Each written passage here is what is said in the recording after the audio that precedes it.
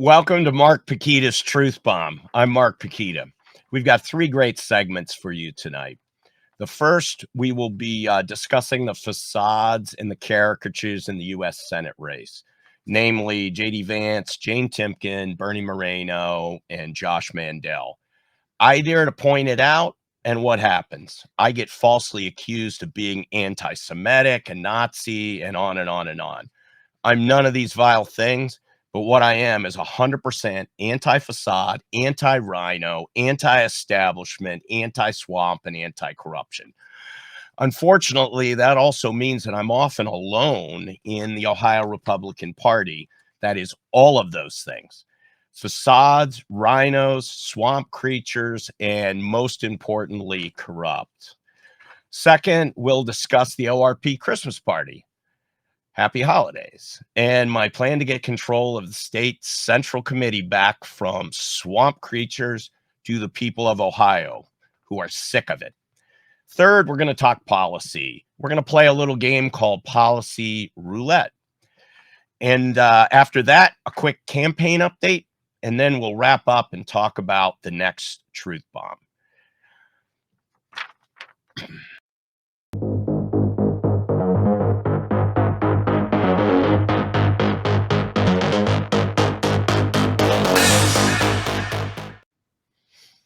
Chris Hicks is with me tonight. How are you, Chris? I'm doing fantastic. How are you doing, Mark? I'm doing really well. So our first segment we're going to tip off tonight, Mark, is about facades. So you got wrongly labeled some things, and what you are, and I know you well, is 100% anti-facade, and we have facades everywhere in this U.S. Senate race. So we're going to dive in some on the facades. It's raining facades. Raining facades. Raining facades. We're going to start with, on facades, we're going to start with a video from the Center for Christian Virtues forum that says step one about facades, and something I know that you care about, which is how do these people feel about Rob Portman? Let's kick that off. Each of you want to replace Rob Portman. Rob Portman has been a terrifically effective senator for Ohio. 2 terms, he outpolled President Trump in 2016 when he was on the ballot with him, and the less we applaud, the more questions we get. So you want to replace Rob. We welcome his endorsement. Well, first of all, Senator Portman has been a statesman and a great champion for Ohio and America. And so I applaud his leadership. I would welcome his endorsement. I think Senator Portman has been effective for the state of Ohio. So yes, I would welcome Rob Portman's endorsement. And in fact, Rob Portman is fighting for Ohio. Yeah, so look, I'd welcome anybody's endorsement. I mean, Hugh or Aaron, if you guys are interested, I'll take it right now. But you know, Rob's done a lot of good things for the state, but I'd welcome anyone's endorsement. In terms of Rob Portman's endorsement, of course, he's a voter in Ohio. I want every voter in Ohio. And I get the blessing that he knows me. So, of course, I love his endorsement. Wow. If that isn't for Rob Portman 2.0's, Chris, I don't know what is. So we're going to take it a little deeper. And I'm going to finish up that clip. I cut it off a little early, which was Mike Gibbons didn't answer the question about wanting Rob Portman's endorsement. So we don't put him in the same category with these other guys right now. Certainly not. But one of the things I think that's funny about the Center for Christian Vultures forum was Hugh Hewitt, the moderator, who asked that question and talked glowingly about Rob Portman. So let's watch the tail end of the clip, the prior clip, and then we're going to see a clip of Hugh Hewitt talking about Rob Portman, and then some more Hugh Hewitt material for those people that might not be familiar with Hugh Hewitt.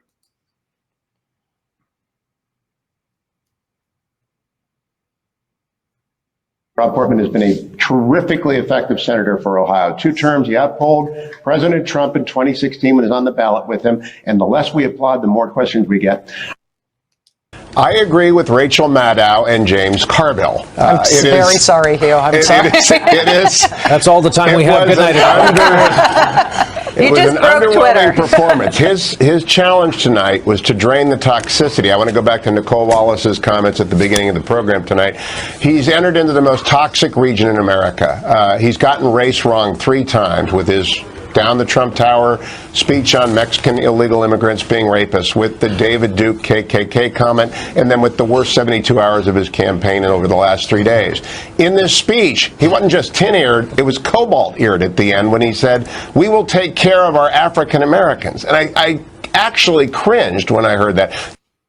But I was at the end of this saying, Paul Ryan is still thinking about that Daily News cover today that said, "I'm with racists," perhaps the most bludgeoning cover I've seen since the Drop Dead cover for Gerald Ford.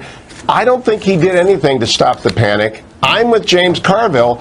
I think a lot of people are still looking at the plane is headed towards the mountain. This could be 2006 again. And then they began to realize over the last 24 hours, he could lose the House, the Senate, governorships, state legislatures. It's a panic mode. And Mr. Trump, are you going to ask anybody else a question? Every single question comes to me. Mr. Trump, I know I'm good for the ratings, but it's a little bit ridiculous. No, but Mr. Trump, a year ago, you told me on my radio show, the audio and the transcript are out there on YouTube, that you would release your tax returns. True. Are you going back on your No, I'm not. commitment? First of all, very few people listen to your radio show. That's the good news. Let me just tell you. Which happens to be true. Check out the ratings. So that is Hugh Hewitt. Hugh is the consummate never Trumper, California swell guy, insider who, panders to that MSNBC crowd. I mean, did you see that? I mean, that was like a package on MSNBC. It wasn't just happenstance that they pull that newspaper up. I mean, he planned that with them. That's how just kind of inside the swamp beltway he is. So why do you think then that Hugh Hewitt is the moderator for these forums, and what does it say about the candidates and the kind of crowd these people hang in? Well, I don't really have a great answer to that, Chris, other than it would appear that the CCV, the Center for Christian Vultures, as you like to call it, is part of the swamp, and that these folks, just are pandering to it. Their facades, their caricatures, they say one thing in this audience and they'll say something in another. So would you have, if you had been on that stage, you were blocked from the stage because you're not Right. the popular kid in school, you're not allowed to sit at the cool kid lunch table. Right. Had you been asked that question, or did you want Rob Portman's endorsement? What would your answer have been? Absolutely not. I will tell you, if Rob Portman's endorsement was the difference between winning and losing, I wouldn't take it. I'd take the loss rather than take the endorsement. But why? He's a statesman and everything, isn't he? Yeah, he's about as much of a statesman as I don't want to say the wrong thing and be called something else tonight. Rob Portman has not been good for Ohio. I'm the only candidate in this race that will say it. Everybody else is afraid of his clout and his money. I'm not. I'm the only candidate that registered to primary him. All the other kids got in when it became cool. But why do you think that nobody, they all just kind of, except for Gibbons, who didn't answer the question, why do you think they're all so comfortable with that? And why do you think that the, Center for Christian Virtues is so comfortable with this kind of crowd that's the Rob Portman is the greatest, walks on water senator we've had in a long time in Ohio? Because I think they subsist. They exist on the swamp. They get their money from the swamp. They get their money from the establishment. And these people in this race are either insiders, Chris, like a Jane Timken, and I would actually put Josh Mandel in that category because he's been running for so long, or they're near insiders. They're people who want to be inside, so they won't criticize the ORP. They won't criticize Mike DeWine. They won't criticize Rob Portman because they want to be Rob Portman 2.0s. I mean, that's what they want to do. So we said we're going to break down 4 people that we think are facades. Yep. And that's J.D. Vance, Jane Timken, Bernie Moreno, and your favorite, Josh Mandel. So I'm going to let's start with J.D. Vance. And here is a current ad that's running about J.D. Vance, and we'll talk about, but it'll be interesting to get your reaction to this, Mark.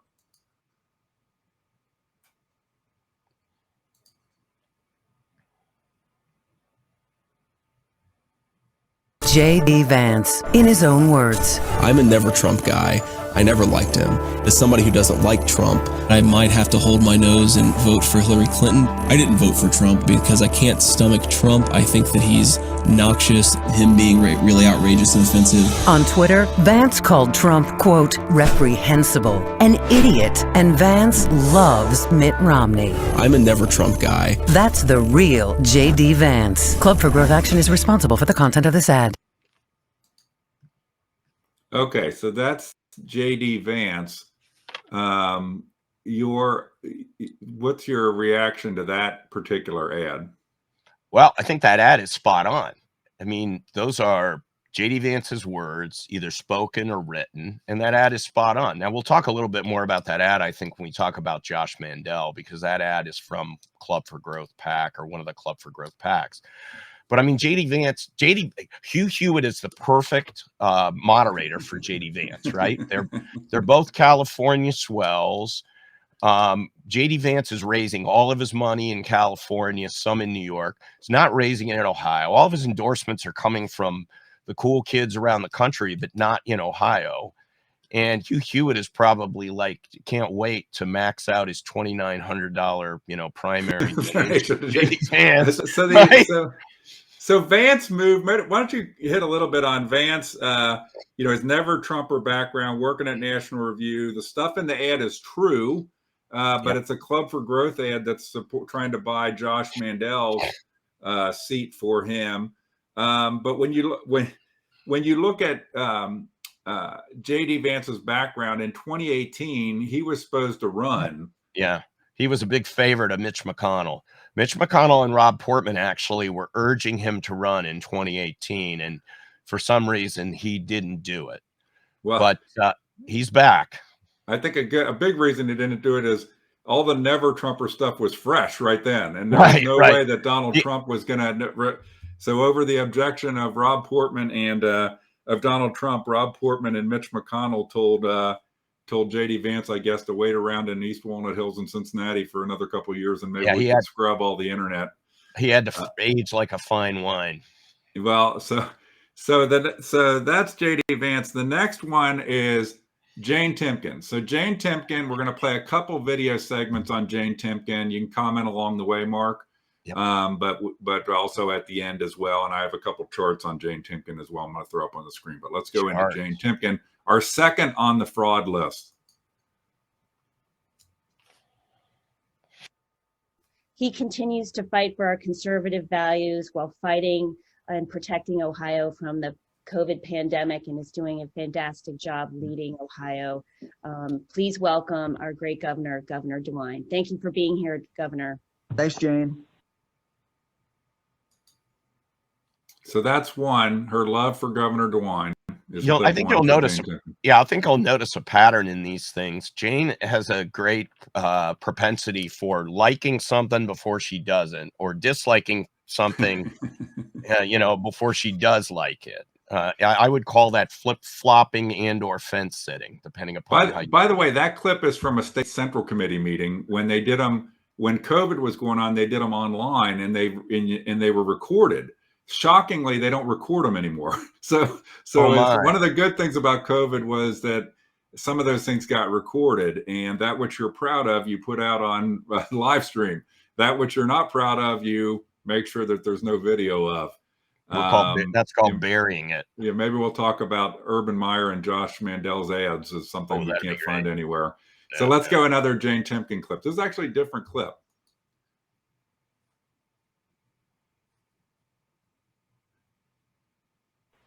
In 2022, Ohioans need to re-elect Governor DeWine so that we can continue to grow the state's economy, and he will protect Ohio's values, the right to bear arms, and the unborn. Senator Portman and all the other 5 statewide candidates will face the ballot box as well. We must stand with our Republican incumbents as they continue their public service. I do not. I do not. I think it's very important for the primary voters to make their choice. And they can't go wrong. We have great candidates in all of our statewide races in 18.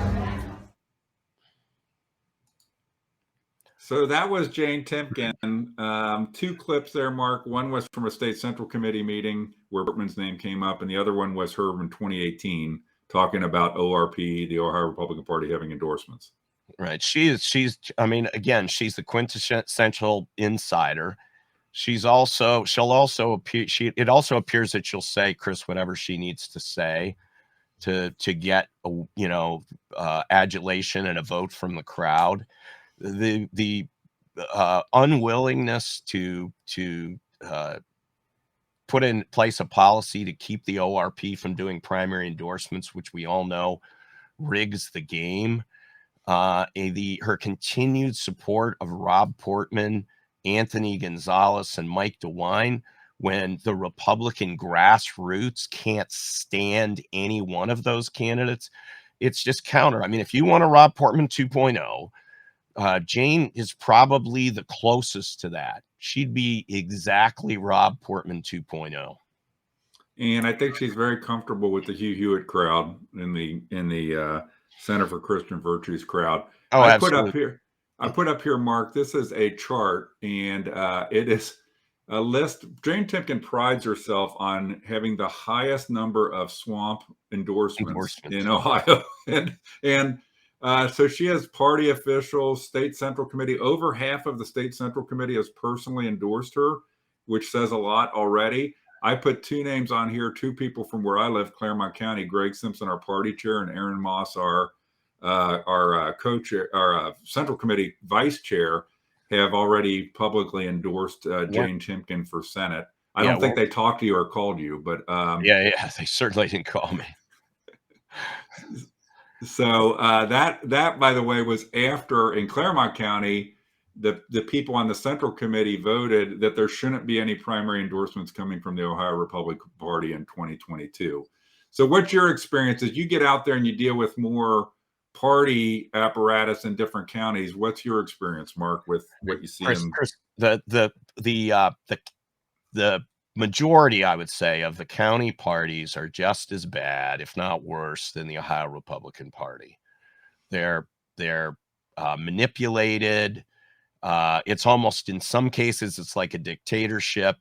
I've been to a lot of these parties, to central committee meetings at the county level or meeting them at the fairs. I was at all the fairs this summer.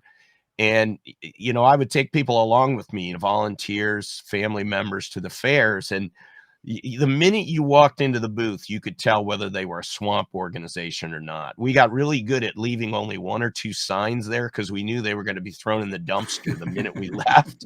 I mean, seriously. And we'd have people go back in a half hour and say, hey, all your stuff is gone. And I'm like, listen, everybody didn't take it. It didn't go that fast. We left a lot of literature there, and it's gone already. So seriously, this is the kind of stuff that goes on in some party or county organizations. And by the way, Timken is the darling of that crew, of the insider. Oh, yeah. Most people know insider. People that are aware of the inside know that Bob Paduchek is a DeWine and Timken man. And that's one of his big jobs as party chair, is to get DeWine and Timken endorsed by the Ohio Republican Party. Now let's move. Now you said endorse. There is a difference between being endorsed and being elected, right? And so he wants to get endorsed people that are highly unelectable in the general election. In the primary, so that the Republican voters don't have as much say as to them being, as to where they go. So let's go to our second person we're going to talk about. Is Bernie Moreno. So I put this up on Bernie Moreno. So not that long ago, there was an article about Bernie Moreno in 2016, and I'm going to hit a couple of the highlights of it, and we're going to have a video of Bernie Moreno here in a little bit. But this article, it says Ohio Republican Senate candidate running as Trump ally once called him a maniac. And there's a lot more involved with this than just that. Now Bernie Moreno is supposedly a Trump guy. But here's some clips from the article. Moreno, according to emails obtained by NBC News, bashed Trump as a lunatic and a maniac. I am hardcore is a quote from Bernie Moreno. I am a hardcore true believer in the party, but if Donald Trump is nominated, I will consider that a hostile takeover and no longer associate myself with that new GOP. And then he says, talking about Reince Priebus, who was the national party chair of the GOP, he says, at the time, I completely get the position Reince is in, and he is doing the best he can with a lunatic invading the party.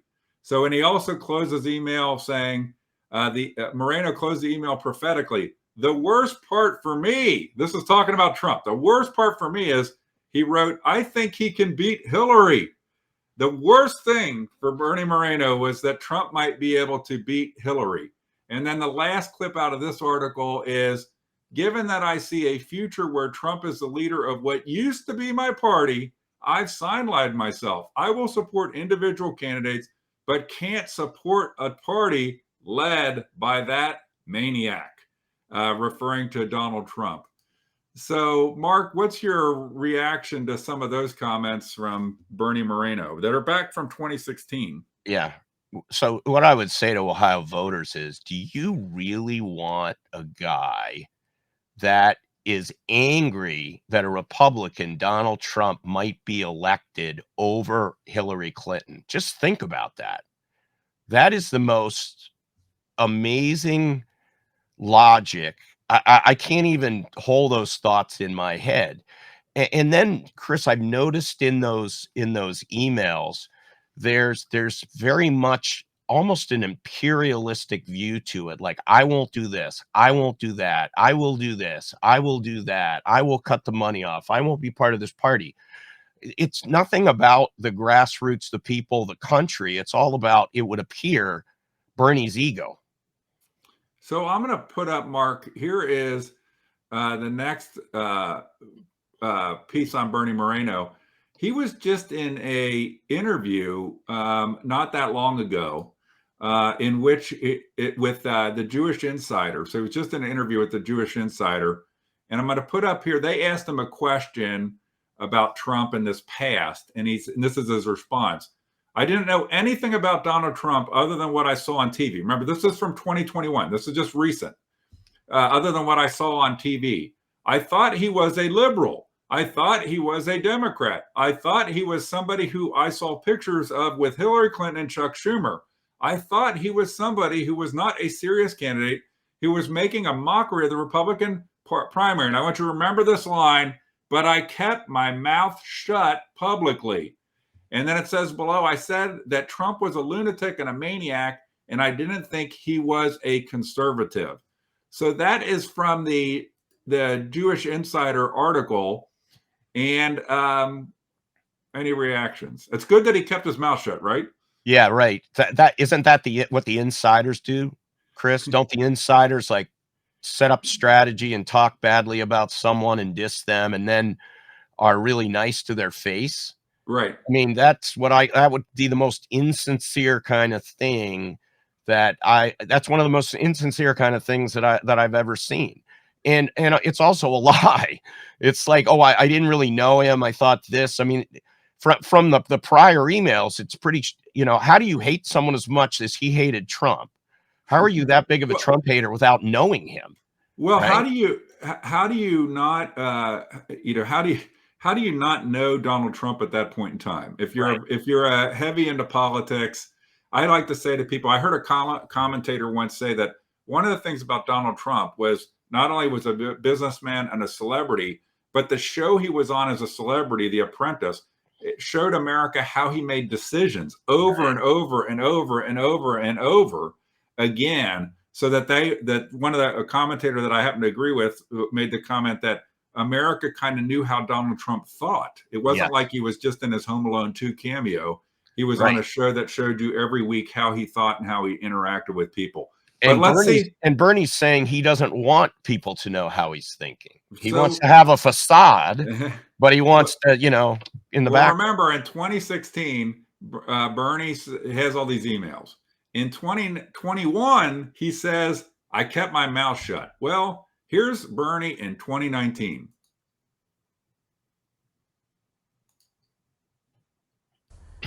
Steve online is asking about your support of the Trump campaign, President Trump. No, my daughter works on Trump 2020, and she's free to do that. We have a vigorous debate at home about politics, and my daughter works on the Trump campaign. That doesn't mean that I support the Trump campaign. Okay. Different story. You can interview my daughter if you like.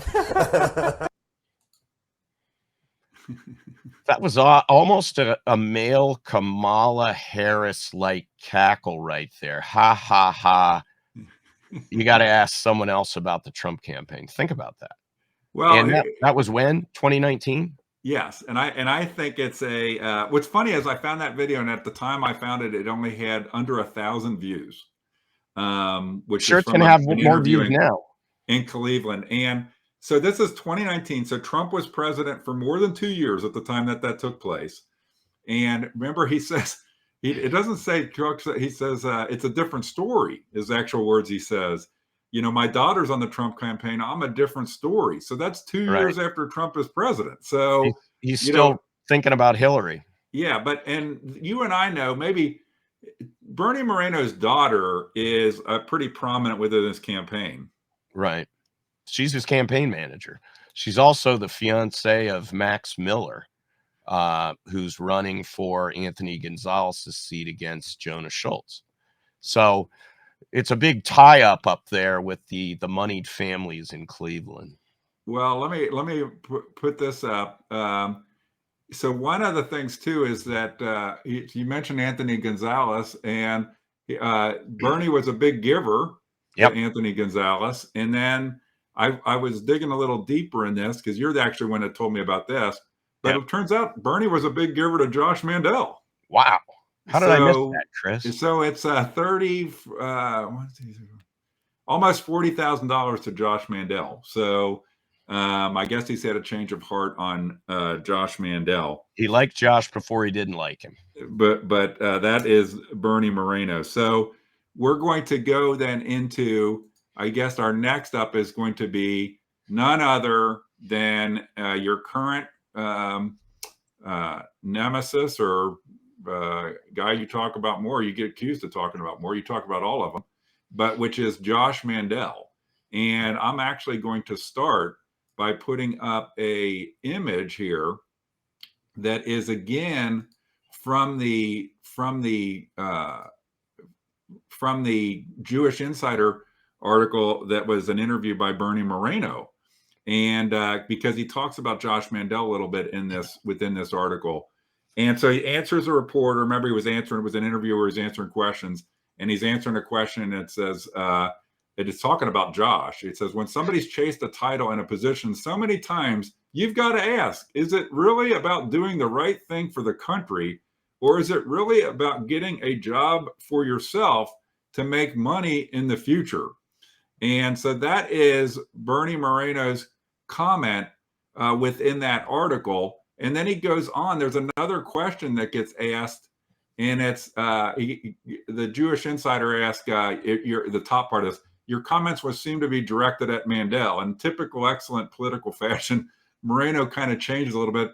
He says, I didn't like to speak ill about anyone by name. I think voters don't like that. They know what I am talking about, AKA I'm talking about Josh Mandel. Right. And when they see not just one opponent that you may have mentioned, but others who use trigger words or say and do things to get attention, use trigger words or say or do things to get attention. And Josh Mandel has always, I think, been known for this. Right. But it has really gone over the top. And I wanted to start with that. And we're going to build up to the whole, what did you say, Josh Mandel? You pointed out to people that Josh Mandel was Jewish, and that caused you to be demonized. But we're going to build up to that part and hit on it. And we're going to start with a video of Josh Mandel about fighting Kasich. Anybody who has seen Josh Mandel knows on the campaign trail, how often does he talk about fighting Kasich, Mark? All the time. He's a thorn in the side. He fought him hard. He called him out. I'm surprised that he hasn't been arrested for assaulting John Kasich. So let's watch a video about John Kasich. When Kasich was governor, I was state treasurer, and I was the biggest thorn in this guy's side. I took him on when he was trying to do the Medicaid expansion under Obamacare. I led the charge against him.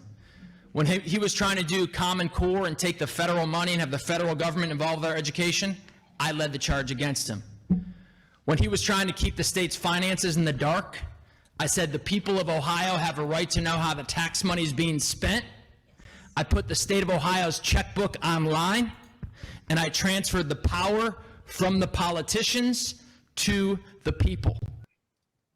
So now let's listen to this clip of him talking about It's an honor to be out here with the quarterback of our state, the guy who's leading the economic recovery here in the state of Ohio.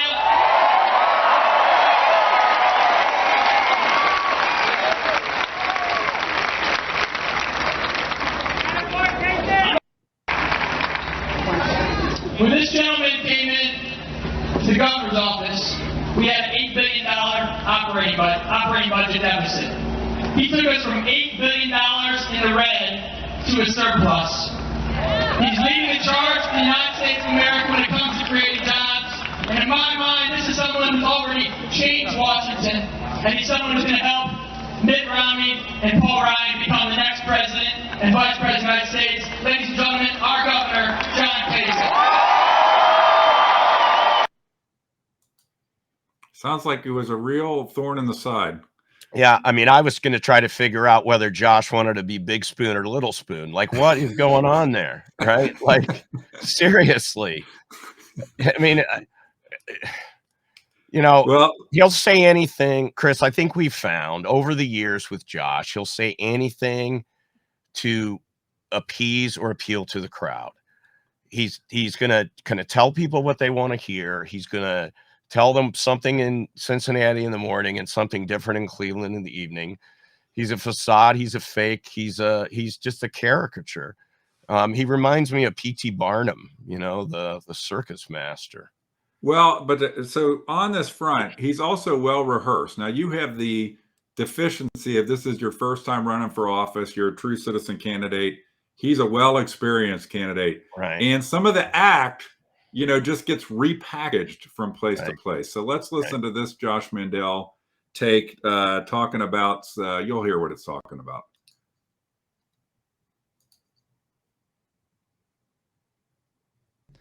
Over my dead body, will 1 penny of your tax money pay for illegal immigrants as long as veterans are living under cardboard boxes on the streets? For any of these folks trying to stand between us and affordable, reliable, dependable energy, we have 4 words for them: over our dead bodies. So you have Josh. Same style, same packaging, same words. And when you're get closer to Josh because you're up on stage with him, everything, does he appear to be dead to you? No, Josh is in some ways I kind of feel sorry for Josh. I don't think he has a lot of friends. I mean, that's just my personal opinion. You know, it doesn't appear to have a lot of people that are close to him. But it's constant, like over my dead body stuff. Over my dead I body. see what you're saying. Over my dead body. Sorry. So yeah. But also when he uses that kind of hyperbole, I mean, listen, he's going to be one of 100 senators. He's not going to stop anything unless he can work with people. And I'll tell you, with that style, he can't work with people. But I'll tell you, with the red meat, I think he is probably the least electable in the general election candidate in the U.S. Senate race right now. He has pandered so far to the right and with the hyperbole that I think it's impossible for him to get elected. I think when he dropped out of the 2018 race, he alienated a lot of the donor class. Yeah, the donor class for sure, because, you know, and you and I have heard this direct from Jim Renacci. He was asked to move money when he dropped out by large donors to his campaign, to Renacci's campaign. They were going to support Renacci, who replaced, you know, who slid in after Josh got out, and he refused to do it because, and Jim, I think, said because he was just planning on running again. It was like he dropped out, but, you know, he's constantly running. He's never had a job that isn't paid for by the taxpayers. Now, he did serve in the Marines. right? Which is honorable. Which is absolutely honorable, and he was in some really bad places. But that alone is not qualification for being a U.S. senator. And I think right now we need transparency and honesty. We don't need actors and facades. We need statesmen. Well, let's get on to it. We danced around it with the Fighting Kasich and the Over My Dead Body, Josh Mandel Act in reinvention of history. Let's play. I'm going to play first real quick the ad that kind of got played one time and caused a little firestorm. Are we seriously supposed to believe the most Christian values Senate candidate is Jewish? I am so sick of these phony caricatures. Oh, I agree. If we keep electing people like this, we'll just keep getting the same terrible results. I like Pukita. He's authentic, unlike these other people. You can learn more about him at markforohio.com. That's Mark, the number 4, Ohio.com. I'm Mark Pukita, candidate for U.S. Senate, and I approve this message. Okay, so that was the ad that played during this Citizens or Center for Christian Virtue or Vultures event. Now, what were you trying to point out in that ad? Did you feel the message was you were trying to convey in that ad, Mark? The message was that Josh will pander to anybody in any way that they want him to get their vote and their support. So he's going around to evangelical Christian churches and is pandering for votes there in a way that I think is not being transparent. And I just wanted to point it out because I have talked to people. We've got people on our team that have said that, they would meet people after one of Josh's events and they'd say, I'm supporting Josh Mandel. How can I support your candidate, Mark Pukita? And, they would say, well, Mark has these values or whatever. And here's what they'd say. They'd say, yeah, but I'm really supporting Josh because he's such a fervent evangelical Christian. And they're like, no, he's not. And I think the key is that the frauds and facades and the people that are willing to change their stripes, do whatever, say whatever, to get elected. Let's how this manifests itself. We're gonna get closer to the third rail here in just a couple of clips from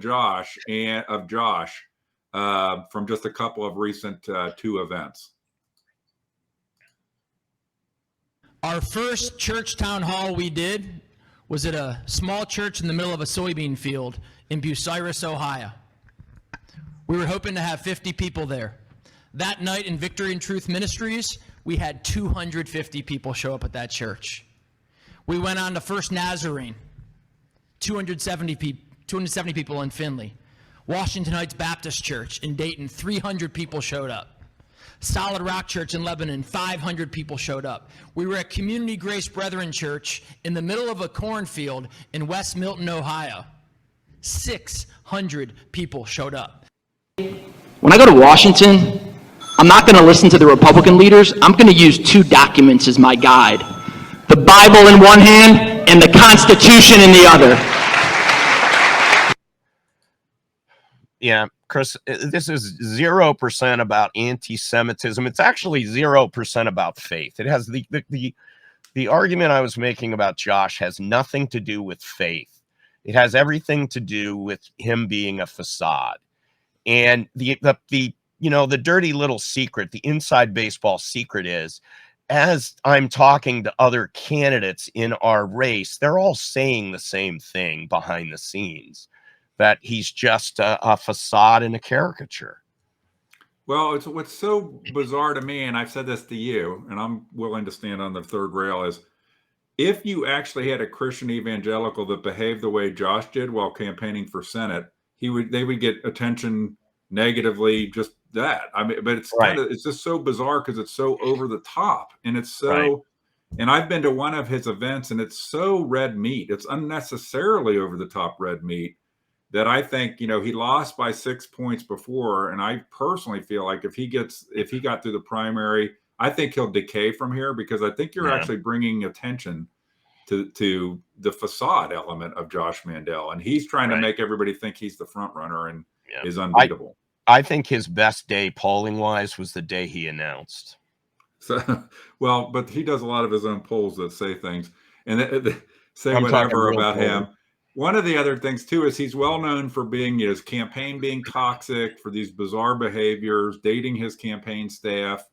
You know, it's just bizarre stuff, and has nothing to do with faith or what faith somebody is.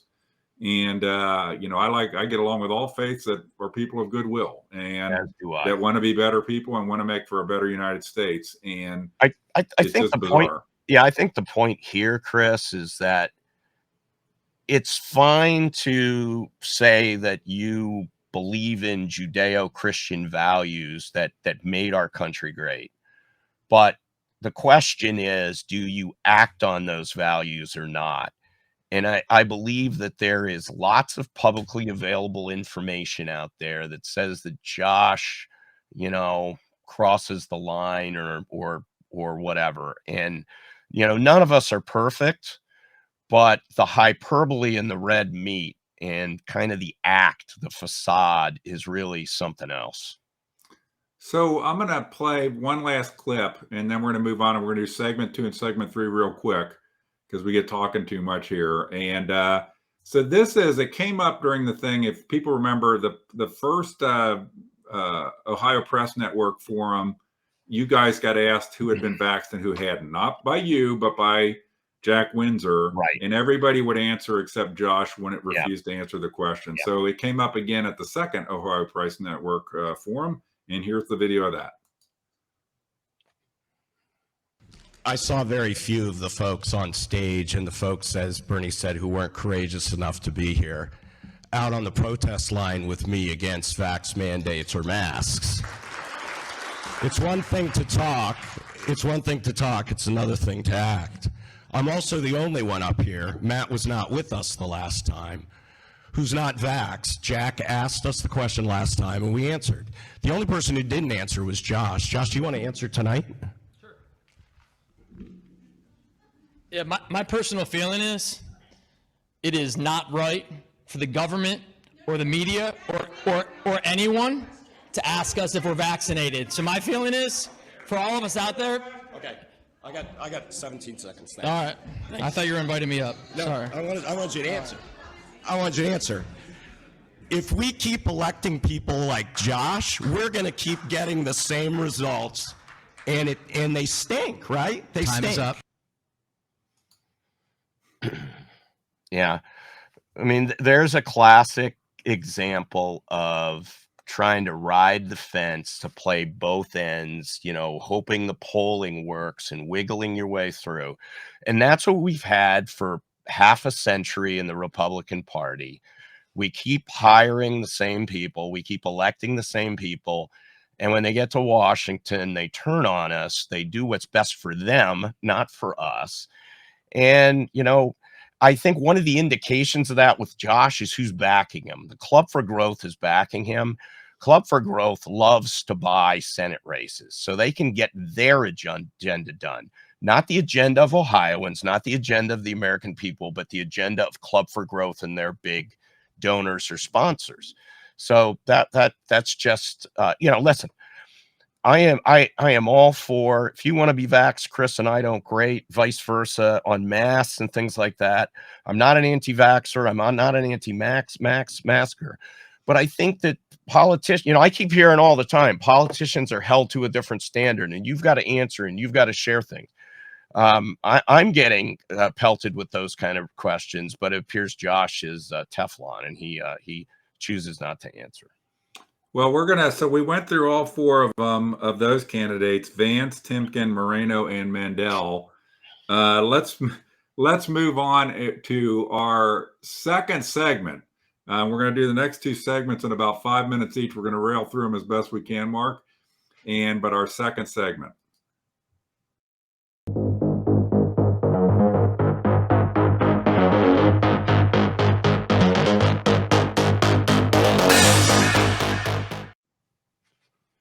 So we've got a plan to take back the state central committee.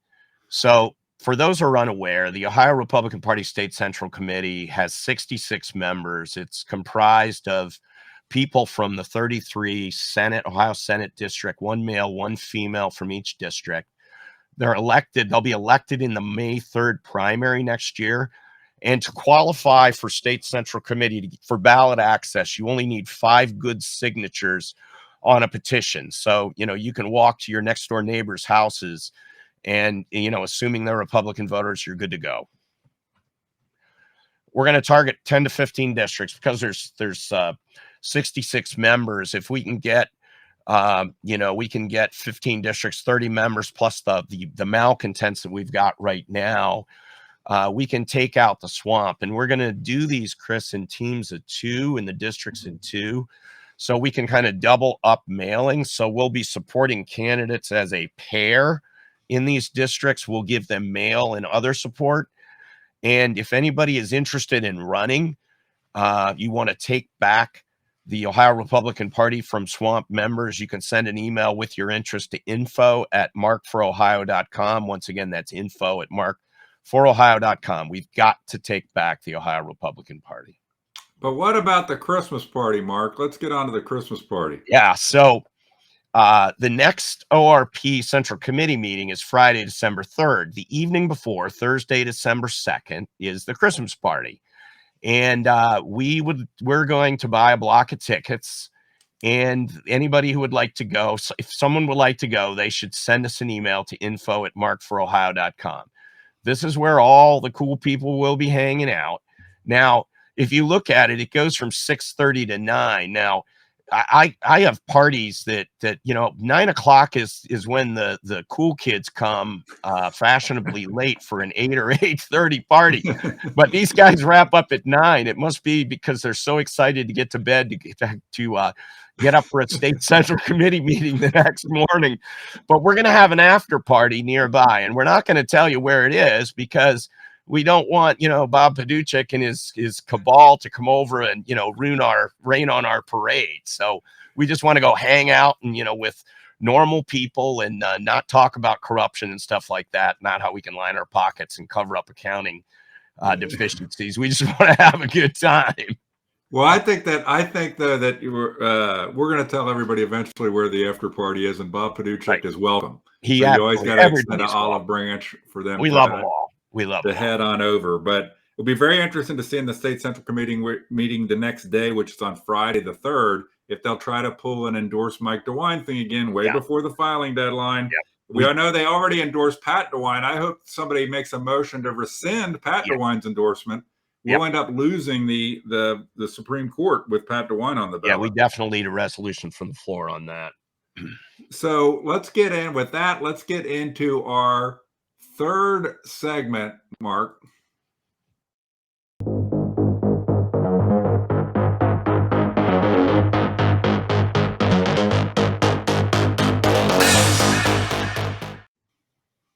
Okay, so this segment is all about your policy agenda. And we call it Policy Roulette is the name of this segment. So people might know that Mark has he has a 7-point agenda, which is the big things. And then he has a 21-point document that is on every area of policy. And it's online. You can go see it online. And there's also printed copies of it. I'm partial to the printed copies of it. And we're going to do what's called Policy Roulette with Mark Pukita. And he's got and here's what I've done. I'm going to put myself big screen here for a second, Mark. I took all 21 policy areas and I put them in this. I'm not too good at doing this. I put them in this bucket on poker chips. You can see in there's a poker chip for each one. I put them in there, and I'm going to randomly draw them out. And it's not rigged. And when we go through these calls, maybe we'll have a call where we do a bunch of them, but we're time pressed here. And I'm going to draw one out, and it is number 9. Number 9 is the policy area for Policy Roulette with Mark Pukita. And area number 9 is. So if we go to the card, Chris, policy card, area number 9 is firearm rights and hunting. So let's talk about that. The first item on the policy card under firearm rights and hunting is national constitutional carry, because the Second Amendment gives us that right. So I believe the Second Amendment already gives us that right. I would legislate and support legislation in Washington to get constitutional carry consistent across every state, so we don't have different laws that we need to be working with. Point number 2 under firearm rights and hunting is bring back Teddy Roosevelt style conservation to open up more hunting. Teddy Roosevelt was a big believer in, hunting to thin herds and things like that. We've seen the way that the federal and state governments own over a third of the land in the United States. So we need to get back to Teddy Roosevelt style kinds of conservation. The third point under firearm rights and hunting is firearms training in high school, so all citizens know how to safely handle weapons and also understand weapons. We've heard, for example, Joe Biden call an AR-15 an AR-13 or 14 or 16. I mean, he comes up with a new number every time, right? This used to happen in American schools, but it no longer happens. And point number 4 is end the folly of honor system gun-free zones like college campuses. So on college campuses, you're not allowed to have a firearm unless, of course, you want to do someone harm. That is the most ridiculous thing I've ever heard, and we need to end those kind of things. We need to end that kind of folly. Well, and people got to understand the difference between a secured firearm-free zone, like a courthouse or an airport, where you go through screening, and the notion that criminals are going to just follow a sign that says, "Don't bring your firearm in here." Okay, so that was one. I'm going to reach in here and pull out another one, and it is number 20. Number 20. 21 is state. Number 20. So let's see. 20. Oh, state and local. Our policy on state and local. Point number 1 is start a war on corruption and urban decay in liberal dominated cities. And I believe that this has to be done. You can't expect the same people who have run these cities into the ground to fix them. So we've got to step in and we've got to fix that urban decay. I mean, we have some amazing cities that have just gone downhill, and we need to get them back in shape. Point number 2 is see costly failed social programs that create dependency on today's slavery, as today's slavery. So we've got to see costly failed social programs creating that dependency, which is today's slavery.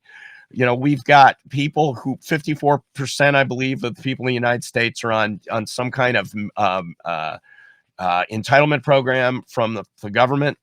And that is not allowing these people to live their good lives. We need to make poverty uncomfortable enough so people want to get out of it. And we have to give them a route with, of course, a robust economy and great education, excellence in education, so they can move forward and be a productive and contributing member of society. We absolutely, point number 3, we need to get broadband and cellular into rural areas. It is stunning to me that we haven't done this already. This is a can that's been kicked down the road far too long. And we electrified the country. Think about that. In the middle of nowhere, you can get electric, but you can't get cellular and you can't get broadband. This is keeping especially rural communities and counties in Ohio and along the river. It is keeping them back, and they are just they're just praying that someone will help them out. It will help them get more business, improve their economy, also help, for example, because of that, the opioid crisis and things like that. There are other benefits.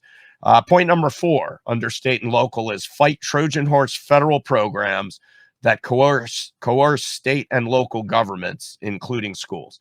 So, Chris, we have all this money that we send to the federal government, and about close to half of our budget for the state of Ohio comes back from the federal government, and it comes back with strings attached, and that's the way they control what we do in Ohio with our own money. And we've seen this kind of thing with CRT and things of that nature in schools. We've seen it with the CDC and masking and vax mandates. There is coercion going on right now with employers for mandating the vax. If we had government out of that, if they weren't coercing at the state and federal level companies to mandate the vax, we wouldn't be having vax mandates, I believe. And then finally, point number 5, we need to transform Ohio into a desired state for relocation. Right now, Mike DeWine is allowing Ohio to turn into District 12 on the Hunger Games. We have got great resources. We've got the lake, we've got the rivers, we've got incredible agricultural land, we've got the petroleum products for fracking, carbon products for fracking. We should be a net energy exporter of nuclear and coal, carbon-based fuels. We really, if there is no reason why we shouldn't be a destination state for attracting businesses, especially with what's going on the East and West Coast. So it's funny, Mark, about all that is I had somebody once tell me about glass production and it requiring a huge amount of water. Ohio has a huge amount of water, but in a lot of places we don't have the water infrastructure to be able to move the water to industrial facilities that require large amounts of water. That's an example of sub-optimizing. We're very centrally located for distribution hubs and otherwise, but if the bridge is going to fall down, the Brent Spence Bridge by where I live is going to fall into the river. It makes us less attractive as a distribution hub if the highways are collapsing. Yeah, and everywhere. I-75. I mean, I-75. I've talked about developing a caucus or a committee of I-75 states, because that is an absolute. They call it the Kanban Highway. It's an absolute artery for moving goods, raw materials, and assemblies for the auto manufacturing industry. And we're allowing that artery to be clogged, just like someone who's not had good eating habits gets, clogged arteries and needs a bypass. I mean, seriously. So people can go to markforohio.com/policy and see this, or go to his website to see the whole guide. You can download a copy of it. It's up on the menu. You can see it. If you go see Mark on the road, you can get a copy from him, which brings me to, we're going to do 2 quick little things here, housekeeping things, and it's going to be a quick campaign update. Yep.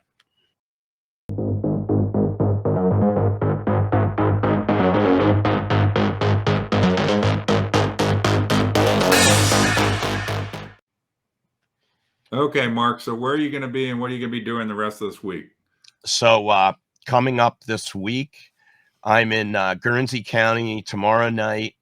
I'm in I'm with the Worthington Republicans Women's Club on Wednesday lunchtime, and then I'm with the West Side Republicans at the Farm in Cincinnati on Wednesday evening. Thursday is another Ohio Press Network forum in Strongsville. And then it looks like Friday we might be thinking about doing an event that we haven't announced yet. But if you watch our Facebook page, that might be something to keep an eye out for. I'm also going to be on, I think it's Right Side Broadcasting Network tomorrow morning at 9:35. Let me just make sure I've got this right, because I don't want to give people the wrong information. Was it Real America's Voice or Right Side Broadcasting? It might be Real America's Voice. I'm sorry. Which is available on Pluto and other streaming services. Yeah. Real America's Voice with Jessica Rivera tomorrow at 9:35. And I think you told me that Josh Mandel was also invited to be on, and he's now declined since you're going to be on. Yeah, they wanted to talk about the Mark Pukita, Josh Mandel, friction. And I said I'd go. I'd be on. I really wanted to talk about not religion, but the facade nature of Josh, and Josh's people, or Josh said that they're too busy. But I'll be on, and we'll talk about it. Okay, so the last thing we're going to be wanted to do here is to talk about the next episode, which is here.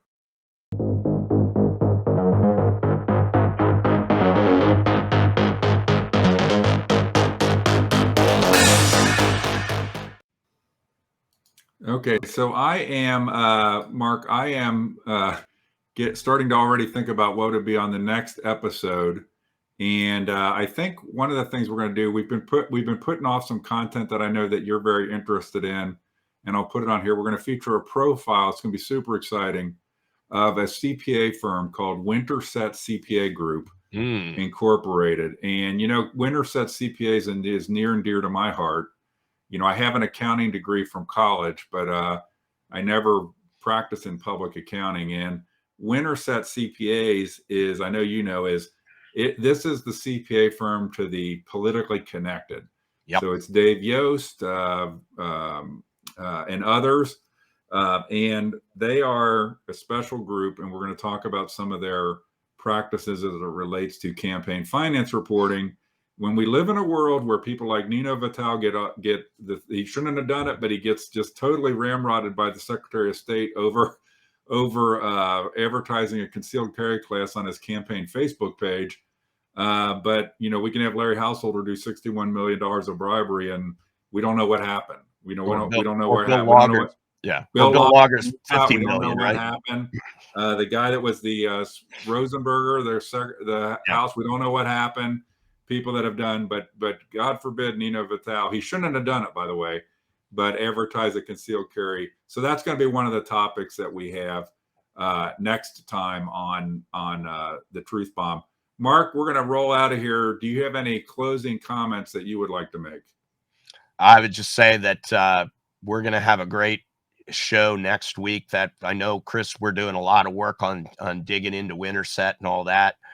I'd love for people to join us on Thursday night at the Strongsville Forum.